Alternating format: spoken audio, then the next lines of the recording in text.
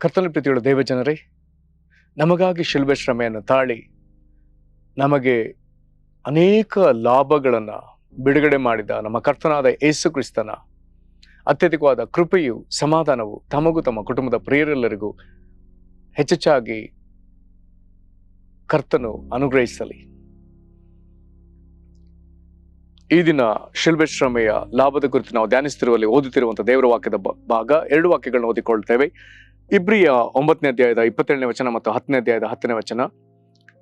ಇಬ್ರಿಯ 9:27, ಮೊದಲು ತಮ್ಮ ಪಾಪ ಪರಿಹಾರಕ್ಕಾಗಿ ಆಮೇಲೆ ಜನರ ಪಾಪ ಪರಿಹಾರಕ್ಕಾಗಿ ಸಮರ್ಪಣೆ ಮಾಡುವ ಲೇವಿಕ ಮಹಾಯಾಜಕರಂತೆ ಈತನು ಪ್ರತಿನಿತ್ಯವೂ ಸಮರ್ಪಿಸಬೇಕಾದ ಅವಶ್ಯವಿಲ್ಲ. ಈತನು ತನ್ನನ್ನೇ ಸಮರ್ಪಿಸಿಕೊಂಡು ಒಂದೇ ಸಾರಿ ಆ ಕೆಲಸವನ್ನು ಮಾಡಿ ಮುಗಿಸಿದನು. ಈತನು ತನ್ನನ್ನೇ ಸಮರ್ಪಿಸಿಕೊಂಡು ಒಂದೇ ಸಾರಿ ಆ ಕೆಲಸವನ್ನು ಮಾಡಿ ಮುಗಿಸಿದನು. 10ನೇ ಅಧ್ಯಾಯದ 10ನೇ ವಚನ, ಯೇಸು ಕ್ರಿಸ್ತನು ಒಂದೇ ಸಾರಿ ದೇಹ ಸಮರ್ಪಣೆ ಮಾಡಿ ದೇವರ ಚಿತ್ತವನ್ನು ನೆರವೇರಿಸಿದರಿಂದಲೇ ನಾವು ಶುದ್ಧರಾದೆವು. ಈ ವಾಕ್ಯಗಳನ್ನ ಗ್ರಹಿಸುವುದಕ್ಕೆ ದೇವರ ಆತ್ಮನು ತಾನೇ ನಮಗೆ ಬೋಧಿಸಿ ನಮ್ಮನ್ನು ಬಲಪಡಿಸಲಿ. ಆತ ನಮ್ಮ ಮನೋನೇತ್ರಗಳನ್ನ ಬೆಳಗಿಸಿ ತನ್ನ ಜ್ಞಾನವುಳ್ಳ ಆತ್ಮನ ಅನುಗ್ರಹಿಸಲಿ. ಯೇಸು ಕ್ರಿಸ್ತನ ಶಿಲುಬೆಯ ಶ್ರಮೆಯನ್ನ, ಆತನ ರಕ್ತದಿಂದ ನಮಗೆ ದೊರಕುವಂತ ಆಶೀರ್ವಾದಗಳನ್ನ, ಆತನ ನಾಮದ ಮಹತ್ತನ್ನ ಕರ್ತ ನಮಗೆ ಹೆಚ್ಚೆಚ್ಚಾಗಿ ಒದಗಿಸಲಿ. ಇದರಿಂದ ನಾವು ಈ ಲೋಕವನ್ನ ಸೈತಾನನ್ನು ಜಯಿಸುವುದಕ್ಕೆ ಕರ್ತ ನಮ್ಮನ್ನು ಶಕ್ತರನ್ನಾಗಿ ಮಾಡಲಿ. ಕರ್ತನಲ್ಲಿ ಪ್ರೀತಿಯುಳ್ಳ ದೇವ ಜನರೇ, ಈ ದಿನ ನಾವು ಓದಿದ ವಾಕ್ಯ ಭಾಗದಲ್ಲಿ ಎರಡು ವಚನಗಳಲ್ಲಿ ನಾವು ಓದುವಂತ ಒಂದೇ ರೀತಿಯಾದ ಮಾತು, ಒಂದೇ ಸಾರಿ. ಇದರಲ್ಲಿ ಯೇಸು ಕ್ರಿಸ್ತನ ತನ್ನ ಸಮರ್ಪಿಸಿಕೊಂಡದ್ದು ಒಂದೇ ಸಾರಿ. ಕಾರಣ, ಹಳೆಯ ನಿಯಮದಲ್ಲಿ ಅಥವಾ ಹಳೆಯ ಒಡಂಬಡಿಕೆಯಲ್ಲಿ ಪಾಪ ಮಾಡುವಾಗೆಲ್ಲ ಪ್ರಾಯಶ್ಚಿತ್ತ ಯಜ್ಞವನ್ನು ಅರ್ಪಿಸುವ ಒಂದು ಕ್ರಮವಿತ್ತು.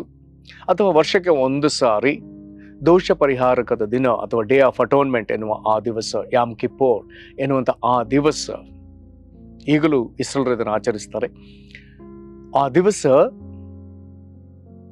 ದೇಶದ ಸಕಲ ನಿವಾಸಿಗಳ ಪರವಾಗಿ ಮಹಾಯಾಜಕನು ತನ್ನ ಪಾಪ ಮತ್ತು ಸಕಲ ದೇಶ ನಿವಾಸಿಗಳ ಪಾಪಕ್ಕಾಗಿ ಆತನು ಯಜ್ಞವನ್ನು ಅರ್ಪಿಸಿ ಆ ರಕ್ತ ಸಹಿತವಾಗಿ ದೇವರ ಸನ್ನಿಧಿಗೆ ಹೋಗಿ ಆತನ ದೋಷ ಪರಿಹಾರವನ್ನ ನೆರವೇರಿಸಬೇಕಾಗಿತ್ತು, ವಿಜ್ಞಾಪಿಸಬೇಕಾಗಿತ್ತು.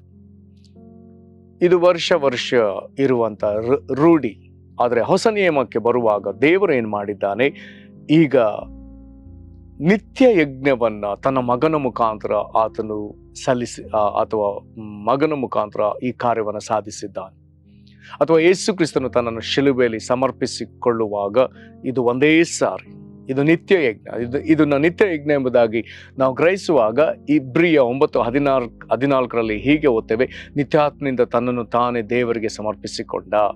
ಅಂದರೆ ಯೇಸು ಕ್ರಿಸ್ತನ ಶಿಲುಬೆಯ ಶ್ರಮೆಯ ಭಾಗದಲ್ಲಿ ನಿತ್ಯ ದೇವರ ಆತ್ಮ, ಅಂದ್ರೆ ನಿತ್ಯ ಆತ್ಮ, ಈತನ ಪಾತ್ರವನ್ನ ನೋಡ್ತೇವೆ.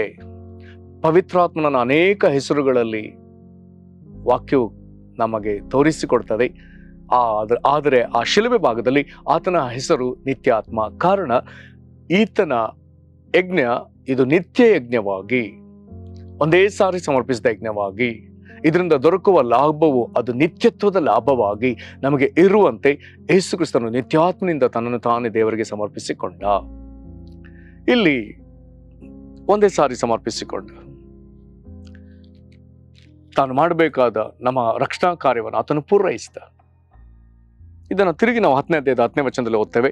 ಯೇಸು ಕ್ರಿಸ್ತನು ಒಂದೇ ಸಾರಿ ದೇಹ ಸಮರ್ಪಣೆ ಮಾಡಿ ದೇವರ ಚಿತ್ತವನ್ನು ನೆರವೇರಿಸಿದ್ದರಿಂದಲೇ, ನೆರವೇರಿಸಿದ ಎಂಬುದಾಗಿ ಬರ್ತದೆ. ಇಬ್ರಿಯ ಇದೇ 10ನೇ ಅಧ್ಯಾಯದ 7ನೇ ವಚನದ ಓದುವಾಗ 40ನೇ ಅಧ್ಯಾಯದ 6-8 ವಚನಗಳ ಭಾಗವನ್ನ ಇಲ್ಲಿ ಪುನಃ ನಾವು ಇಬ್ರಿಯ ಪುಸ್ತಕದಲ್ಲಿ ಓದ್ತೇವೆ. ಕೀರ್ತನೆ 40ನೇ ಅಧ್ಯಾಯದ 6-8 ವಚನಗಳ ಭಾಗವನ್ನ, ಅಂದ್ರೆ ಹಳೆ ಒಡಂಬಡಿಕೆಯ ಪ್ರಸ್ತಾಪವನ್ನ ತಿರುಗಿ ಹೊಸ ಒಡಂಬಡಿಕೆಯ ಇಬ್ರಿಯ ಪುಸ್ತಕದಲ್ಲಿ ಪ್ರಸ್ತಾಪಿಸಿ 10ನೇ ಅಧ್ಯಾಯದ 7ನೇ ವಚನದಲ್ಲಿ ಅದೇ ಮಾತನ್ನು ಹೇಳುವಾಗ, ಇಗೋ ದೇವರೇ ನಿನ್ನ ಚಿತ್ತವನ್ನು ನೆರವೇರಿಸಲಿಕ್ಕೆ ಬಂದಿದ್ದೇನೆ. ಅಂದರೆ ದೇವರಲ್ಲಿ ಒಂದು ಅಂಶವಾಗಿದ್ದ ಅಥವಾ ದೇವರಲ್ಲಿ ಒಂದು ಅಂಶವಾಗಿರುವ ವಾಕ್ಯ ಸ್ವರೂಪನಾದ ದೇವರು ಅಥವಾ ಶಬ್ದ ಸ್ವರೂಪನಾದ ದೇವರು, ಈತನು ತಂದೆಯಾದ ದೇವರ ಎದುರು ಅದೃಶ್ಯನು, ಆತ್ಮ ಸ್ವರೂಪನು, ಪ್ರಭಾವ ಸ್ವರೂಪನು, ತಂದೆಯಾದ ದೇವರ ಎದುರು ಆತನು ನಿಂತು ಹೇಳ್ತಿದ್ದಾನೆ, ನನಗೆ ದೇಹವನ್ನು ಸಿದ್ಧ ಮಾಡಿಕೊಟ್ಟಿ. ಅಂದರೆ ವಾಕ್ಯ ಸ್ವರೂಪನು ಶಬ್ದ ಸ್ವರೂಪನು ಈಗ ರಕ್ತ ಮಾಂಸದ ಶರೀರವುಳ್ಳವನಾಗಿ ಶರೀರಕ್ಕೆ ಬರ್ಲಿಕ್ಕಿದ್ದ, ಈ ಶರೀರವನ್ನು ಹೊಂದಿಕೊಂಡು ಈ ಲೋಕಕ್ಕೆ ಬರ್ಲಿಕ್ಕಿದ್ದಾನೆ. ಕಾರಣ 7ನೇ ವಚನ ಹೇಳ್ತದೆ, ದೇವರ ಚಿತ್ತ ನೆರವೇರಿಸುವುದಕ್ಕಾಗಿ. ಹಾಗಾಗಿ ದೇವರ ಚಿತ್ತ ನೆರವೇರಿಸುವುದಕ್ಕೆ ಬಂದಿದ್ದೇನೆ ಎಂಬುದಾಗಿ 7ನೇ ವಚನ ಹೇಳ್ತದೆ. 10ನೇ ವಚನದಲ್ಲಿ ಓದ್ತೇವೆ, ನೆರವೇರಿಸಿದ್ದರಿಂದಲೇ. ಅಲ್ಲಿಗೆ ಆತ ನೆರವೇರಿಸಿದ.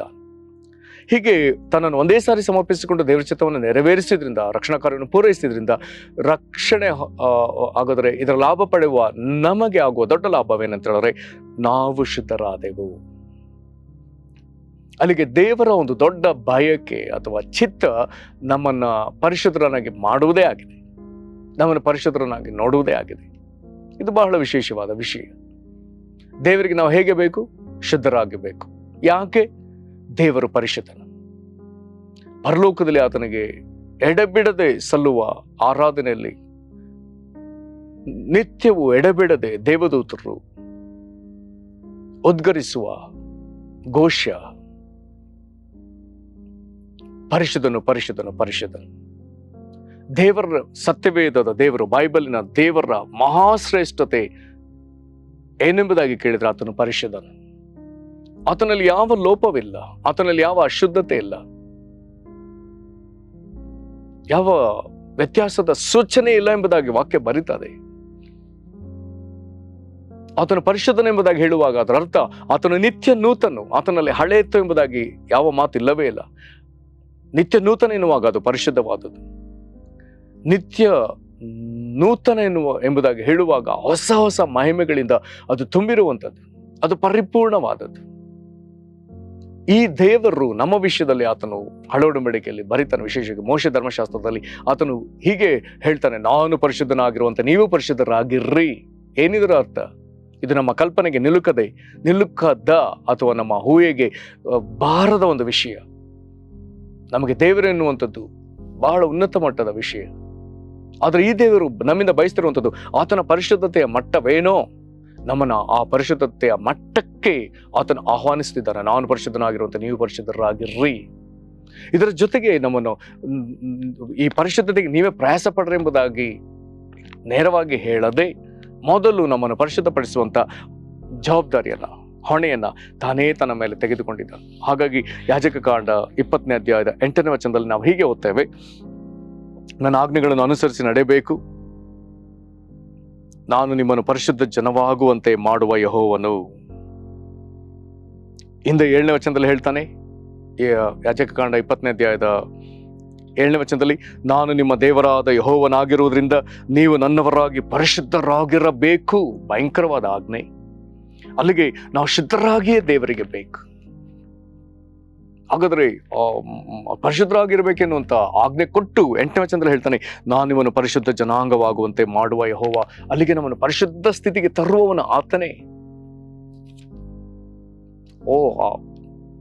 ಇದಕ್ಕೆ ಆತನು ಹೇಳ್ತಾನೆ, ಆತನ ನಾಮದಿಂದ ನಾವು ಪರಿಶುದ್ಧರಾದವು ಎಂಬುದಾಗಿ 1 ಕೊರಿಂಥ 6ನೇ ಅಧ್ಯಾಯದಲ್ಲಿ ಹೇಳ್ತಾನೆ.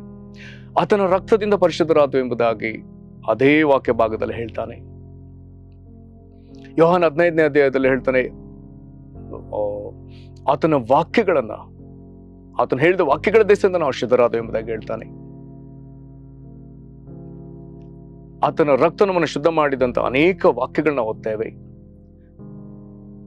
ಕೊರಿಂಥದಲ್ಲಿಯೂ ಮತ್ತು ಥೆಸಲೋನಿಕ ಪತ್ರಿಕೆಗಳಿಗೆ ಬರುವಾಗ ಆತನ ಪವಿತ್ರಾತ್ಮನಿಂದ ಆತನ ನಮ್ಮನ್ನು ಶುದ್ಧ ಮಾಡ್ತಾನೆ. ಆತನ ನಾಮದಿಂದಲೂ, ಆತನ ರಕ್ತದಿಂದಲೂ, ಆತನ ವಾಕ್ಯದಿಂದಲೂ, ತನ್ನ ಪರಿಶುದ್ಧಾತ್ಮದಿಂದಲೂ ಆತನ ನಮ್ಮನ್ನು ಶುದ್ಧ ಮಾಡುವ ದೇವರು. ಪ್ರೇರೆ, ನಾವು ಇನ್ನೊಂದು ವಿಧದಲ್ಲಿ ದೇವರಿಗೆ ಬೇಕಾಗಿಲ್ಲ, ಪರಿಶುದ್ಧರಾಗಿ ಆತನಿಗೆ ಬೇಕು. ಯೇಸು ಒಂದೇ ಸಾರಿ ಅರ್ಪಿಸಿಕೊಂಡ ಆ ಸಮರ್ಪಣೆಯಿಂದಲೇ ನಾವು ಶುದ್ಧರಾದೆವು. ಇದನ್ನ ಇನ್ನು ಮುಂದುವರೆದು ನಾವು ಪರಿಶುದ್ಧರಾದ ಮೇಲೆ ಆತ ನಮ್ಮನ್ನ ಯಾವ ಮಟ್ಟಿಗೆ ಹತ್ರಕ್ಕೆ ಬಿಟ್ಟುಕೊಳ್ತಾನೆ ಅನ್ನೋದಕ್ಕೆ ಕೆಲವಾರು ವಚನಗಳಿದೆ. ಅದರಲ್ಲಿ ಹಲವಾರು ವಚನಗಳಲ್ಲಿ ಕೆಲವು ವಚನಗಳನ್ನ ಓದ್ತೇನೆ. ಎಫೆಸ 2ನೇ ಅಧ್ಯಾಯದ 18ನೇ ವಚನಕ್ಕೆ ಬರುವಾಗ ಆತನ ಮೂಲಕ ನೀವು ಒಬ್ಬ ಆತ್ಮನನ್ನೇ ಹೊಂದಿದವರಾಗಿ, ನಾವು ಎನ್ನುವಾಗ ಯಹೂದ್ಯರು, ನೀವು ಎನ್ನುವಾಗ ಯಹೂದ್ಯರೇತರರು, ಯಹೂದ್ಯರಲ್ಲದ ಇತರ ಜನಾಂಗಗಳು. ನೀವು ಯಹೂದ್ಯರೇತರರು ಒಬ್ಬ ಆತ್ಮನನ್ನೇ ಹೊಂದಿದವರಾಗಿ, ಅಂದ್ರೆ ದೇವರ ಪವಿತ್ರಾತ್ಮನ ಹೊಂದಿದವರಾಗಿ ಆತನು ಎಂಬುದಾಗಿ ಹೇಳುವಾಗ ಯೇಸುವಿನ ಮೂಲಕ ತಂದೆಯ ಬಳಿಗೆ ಪ್ರವೇಶಿಸುವುದಕ್ಕೆ ಮಾರ್ಗವಾಯಿತು. ಪರಿಶುದ್ಧ ದೇವರ ಬಳಿಗೆ ಬರುವುದಕ್ಕೆ ಮಾರ್ಗವಾಯಿತು. 19ನೇ ವಚನದಲ್ಲಿ ಮುಂದುವರೆದು ಹೀಗೆ ಹೇಳ್ತಾನೆ, ಹೀಗಿರಲಾಗಿ ನೀವು ಇನ್ನು ಮೇಲೆ ಪರದೇಶದವರು, ಅನ್ಯರು ಆಗಿರದೆ ದೇವಜನರೊಂದಿಗೆ ಒಂದೇ ಸಂಸ್ಥಾನದವರು, ದೇವರ ಮನೆಯವರು, ತಿರುಗಿ ಪರಿಶುದ್ಧರು ಎನ್ನುವುದನ್ನು ಇಲ್ಲಿ ದೇವರ ಮನೆಯವರು ಆಗಿದ್ದೀರಿ ಎಂಬುದಾಗಿ ದೃಢಪಡಿಸುತ್ತಿದ್ದಾನೆ. 22ನೇ ವಚನಕ್ಕೆ ಅದೇ 22ರಲ್ಲಿ ಓದುವಾಗ, ಆತನಲ್ಲಿ ನೀವು ಸಹ ಪವಿತ್ರಾತ್ಮನ ಮೂಲಕವಾಗಿ ದೇವರಿಗೆ ನಿವಾಸ ಸ್ಥಾನವಾಗುವುದಕ್ಕಾಗಿ ನಮ್ಮ ಸಂಗಡ ಕಟ್ಟಲ್ಪಡುತ್ತಾ ಇದ್ದೀರಿ. ಯಾವ ಪರಿಶುದ್ಧ ದೇವರು ಎಂಬುದಾಗಿ ನಾವು ನೋಡಿದೆವೋ ಆ ಪರಿಶುದ್ಧ ದೇವರಿಗೆ ಈಗ ನಾವೇ ನಿವಾಸ ಸ್ಥಾನ. ಆತ ನಮ್ಮನ್ನು ಪರಿಶುದ್ಧಪಡಿಸಿದ್ದು ಖಚಿತ, ನಿಶ್ಚಯವಾದ ಒಂದು ಕಾರ್ಯ. ಪ್ರೇರೆ, ನಾವು ಇದನ್ನೆಲ್ಲ ಯೋಚಿಸಲಿಲ್ಲ, ಬಯಸಲಿಲ್ಲ. ಆದರೆ ದೇವರು ನಮ್ಮನ್ನು ಈ ರೀತಿಯಾಗಿ ಬಯಸ್ತಿದ್ದಾನೆ, ನಮ್ಮನ್ನು ಪರಿಶುದ್ಧರನ್ನಾಗಿ. ತಂದೆ ತಾಯಿಗಳು ತಾವು ಹೇಗಿರ್ತಾರೆ ಆದರೆ ತಮ್ಮ ಮಗುವನ್ನು ಶುದ್ಧಪಡಿಸಿ, ಅಂದರೆ ಸ್ನಾನ ಮಾಡಿಸಿ, ಅದಕ್ಕೆ ಬೇಕಾದ ಅಂದಚಂದಗಳನ್ನ ಮಾಡಿ, ಒಳ್ಳೆ ಬಟ್ಟೆ ತೊಡಿಸಿ, ಮಗುವನ್ನು ಶುದ್ಧತೆಯಲ್ಲಿಯೂ ಅಂದಚಂದದಲ್ಲಿ ನೋಡುವ ವಿಧದಲ್ಲಿ ನಮ್ಮ ತಂದೆಯು ಅಂದರೆ ಪರಲೋಕದ ದೇವರು ಯೇಸು ಕ್ರಿಸ್ತನ ಮುಖಾಂತರ ನಮ್ಮನ್ನು ತನ್ನ ಪರಿಶುದ್ಧತೆಯಲ್ಲಿ ನೋಡಲಿಕ್ಕೆ ಬಯಸುವ ದೇವರು. ಈ ಕೃಪೆಗೆ ನಮ್ಮೆಲ್ಲರನ್ನ ಪಾತ್ರನಾಗಿ ಮಾಡಿದ್ದಾನೆ. ಇದಕ್ಕಾಗಿ ನಾವು ಸ್ತೋತ್ರ ಹೇಳೋಣ. ಈ ವಾಕ್ಯಗಳ ಪ್ರಕಾರ ಆಗಿದ್ದೀರಿ, ಕಟ್ಟಲ್ಪಡುತ್ತಾ ಇದ್ದೀರಿ, ನಿವಾಸ ದೇವರ ಮನೆಯವರು ಆಗಿದ್ದೀರಿ. ಇದೆಲ್ಲ ಹೇಳುವಾಗ ನಮಗೆ ಸ್ಥಾನ ದೊರಕಿದೆ, ನಿಮಗೆ ದೊರಕಿದೆ. ಇದಕ್ಕಾಗಿ ಸ್ತೋತ್ರ ಹೇಳಿ ನಾವು ಪ್ರಾರ್ಥನೆ ಮಾಡೋಣ. ಯೇಸು ಕ್ರಿಸ್ತನೇ, ನೀನು ಒಂದೇ ಸಾರಿ ಸಮರ್ಪಿಸಿಕೊಂಡು ದೇವರ ಚಿತ್ತವನ್ನು ನೆರವೇರಿಸಿದ್ರಿಂದ ಕರ್ತನೆ, ನೀನು ನಮ್ಮನ್ನು ಶುದ್ಧರನ್ನಾಗಿ ಮಾಡಿದ್ದಿ. ನಿನ್ನ ಪರಿಶುದ್ಧತೆ ಮಟ್ಟಕ್ಕೆ ನಮ್ಮನ್ನು ಪರಿಶುದ್ಧರನ್ನಾಗಿ ಇರುವುದಕ್ಕೆ ಬಯಸುವ ದೇವರೇ, ನಾವು ನೀನು ದೇವರಾಗಿರುವ ಯೆಹೋವನಾದುದರಿಂದ ನಮ್ಮನ್ನು ಪರಿಶುದ್ಧರಾಗಿರಲೇಬೇಕೆಂಬುದಾಗಿ ಆಜ್ಞೆ ಕೊಟ್ಟರಲ್ಲದೆ ನಮ್ಮನ್ನು ಪರಿಶುದ್ಧ ಜನಾಂಗವಾಗುವಂತೆ ಮಾಡುವ ಯೆಹೋವ ಎಂಬುದಾಗಿ ನಿನ್ನ ಪ್ರಕಟಿಸಿಕೊಂಡಿಯಲ್ಲ ಸ್ವಾಮಿ. ದೇವರೇ, ಕುಷ್ಠರೋಗಿ ನಿನ್ನ ಬಳಿಗೆ ಬಂದು ನಿನಗೆ ಮನಸ್ಸಿದ್ರೆ ಶುದ್ಧ ಮಾಡು ಎಂಬುದಾಗಿ ಹೇಳುವಾಗ, ದೇವಾದಿದೇವನೇ, ಇದೇ ಯೆಹೋವ ಮೆಕದಿಶು, ನೀನು ಆತನನ್ನು ಮನಮರಿಗೆ ಮುಟ್ಟಿ ನನಗೆ ಮನಸ್ಸುಂಟು ಶುದ್ಧನಾಗು ಎಂಬುದಾಗಿ ಆತನನ್ನು ಶುದ್ಧ ಮಾಡಿದ ದೇವರೇ, ನೀನು ನಮ್ಮನ್ನು ನಾವು ಪರಿಶುದ್ಧರಾಗಿರಬೇಕೆಂದು ಬಯಸುವುದಕ್ಕಾಗಿ ನಿನಗೆ ಸ್ತೋತ್ರ. ನಮ್ಮನ್ನು ಇದಕ್ಕಾಗಿ ಒಪ್ಪಿಸಿಕೊಡುತ್ತೇವೆ. ನಮ್ಮನ್ನು ಪರಿಶುದ್ಧರನ್ನಾಗಿ ಮಾಡು ದೇವರೇ. ಅನೇಕ ಮಲಿನ ಸಂಗತಿಗಳ ನಡುವೆ, ಕಲುಷಿತ ಪರಿಸ್ಥಿತಿಗಳ ನಡುವೆ ನಾವು ಇರುವಲ್ಲಿ ಕರ್ತನೆ, ನೀನು ನಮ್ಮನ್ನು ದಿನದಿಂದ ದಿನಕ್ಕೆ ನಿನ್ನ ರಕ್ತದ ಮೂಲಕ, ನಿನ್ನ ನಾಮದಲ್ಲಿಯೂ, ನಿನ್ನ ವಾಕ್ಯದಿಂದಲೂ, ನಿನ್ನ ಆತ್ಮನಿಂದಲೂ ನಮ್ಮನ್ನು ಶುದ್ಧಿಸ್ತಾ ಬರಬೇಕೆಂದು ನಮ್ಮನ್ನು ಒಪ್ಪಿಸಿಕೊಡ್ತೇವೆ. ಆಶೀರ್ವದಿಸು. ನಿನಗೆ ಮಹಿಮೆ ಆಗಲಿ. ಯೇಸು ಕ್ರಿಸ್ತನ ಹೆಸರಲ್ಲಿ ಬೇಡಿದ್ದೇವೆ ನಮ್ಮ ತಂದೆಗೆ, ಆಮೇನ್. ಕರ್ತನು ನಿಮ್ಮನ್ನು ಆಶೀರ್ವದಿಸಲಿ. ವಂದನೆಗಳು.